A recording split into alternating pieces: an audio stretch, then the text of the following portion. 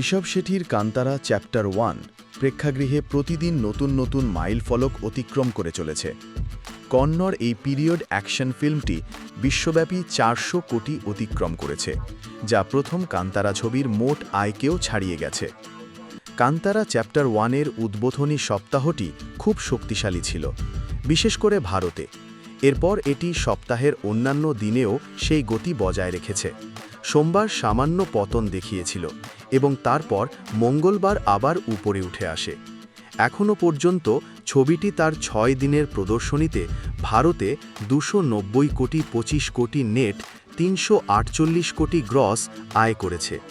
বিদেশে কান্তারা চ্যাপ্টার 1 ভারতীয় বাজারের মতো ততটা সাড়া জাগাতে পারেনি, তবে এটি ভালো ব্যবসা করেছে। প্রথম 6 দিনে ছবিটি আন্তর্জাতিক বাজার থেকে $7 মিলিয়ন বেশি সংগ্রহ করেছে।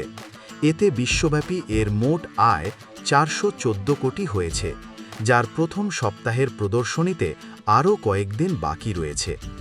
রবিবার কান্তারা চ্যাপ্টার 1 KGF এর মোট আয়কে ছাড়িয়ে গেছে। মঙ্গলবার এটি প্রথম কান্তারাকেও ছাড়িয়ে যায়।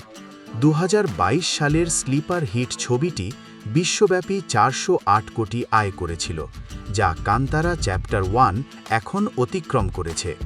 এটি এখন KGF চ্যাপ্টার 1 1250 কোটি এর পরে সর্বকালের দ্বিতীয় সর্বোচ্চ আয়কারী কন্নড় চলচ্চিত্র।